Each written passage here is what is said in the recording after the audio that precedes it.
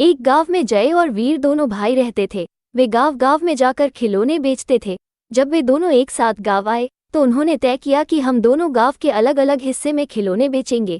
इसके अलावा एक बार एक विक्रेता गांव के उसे हिस्से में गुजारने के बाद दूसरा विक्रेता गांव के उसे हिस्से में जाकर खिलौने बेच सकता है।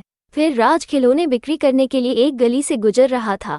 वहाँ एक छोटी लड़की रेखा ने राज को खिलौने के साथ देखा और उसे खरीदना चाहा। रेखा दौड़कर अपनी दादी के पास गई और खिलौने खरीदने के लिए अपनी दादी से पैसे मांगे। दादी ने कहा, हमारे पास इतना पैसा नहीं है कि हम उचित भोजन खरीद सके, तो मैं तुम्हारे लिए गुड़िया कैसे खरीद सकती हूँ। रेखा निराश हो गई थी, लेकिन फिर भी अपने लिए एक गुड़िया खरीदना चाहती थी।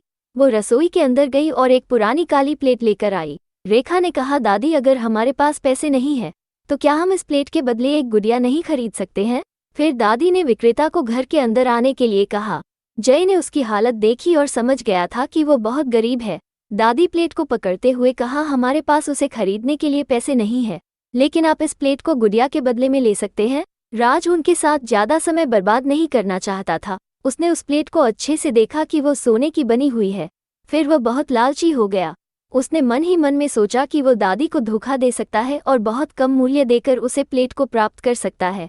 इसलिए उसने एक योजना बनाई कि वो अभी के लिए निकल जाएगा और बाद में वापस आएगा जब वो उसे प्लेट के लिए और भी कम मूल्य स्वीकार करे। राज ने कहा, ये पुरानी और काली प्लेट एक गुड़िया के लायक नहीं है, आपको इस प्लेट के बदले में कुछ नहीं मिलेगा, और वो वहां से चला गया।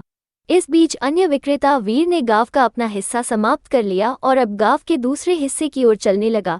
चलते चलते वीर उस दादी के घर पहुंचा। विक्रेता को देखकर रेखा फिर से अपनी दादी के पास गई और गुड़िया मांगने लगी। रेखा की खुशी के लिए दादी विक्रेता के पास जाकर प्लेट दिखाई और कहा, क्या आप मुझे इस प्लेट के बदले में एक गुड़िया दे सकते हैं। वीर ने प्लेट की जांच की और पाया ये सोने की बनी हुई है। उसने उत्तर दिया, दादी मेरा सारा सामान इस प्लेट के लायक नहीं है, ये बहुत महंगा है। दादी चौंक गई, लेकिन विक्रेता के ईमानदार जवाब को देखकर उसने कहा, यदि आप इस प्लेट का मूल्य जानते हैं तो मैं इस प्लेट के बदले में जो कुछ भी आप दे सकते हैं उसे मैं स्वीकार करूंगी।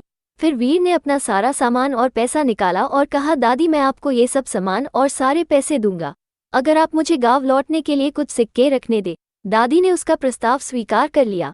वीर गांव लौटने के लिए सोने की प्लेट और कुछ सिक्के लेकर चला गया।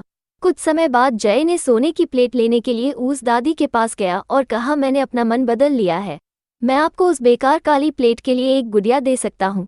दादी विक्रेता से बहुत नाराज हुई, फिर भी शांति से जवाब दिया, तुमने हमसे झूठ बोला।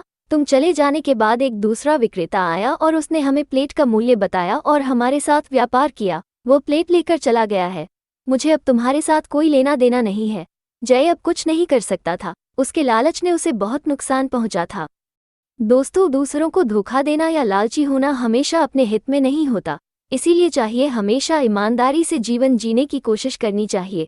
दोस्तों, मुझे उम्मीद है कि आपको ये कहानी पसंद आई होगी। इसी तरह की कहानी सुनने के लिए आप हमारे चैनल को सब्सक्राइब कीजिए और कमेंट में बताएं आपको किसके जैसा बनना पसंद है, वीर या फिर जय।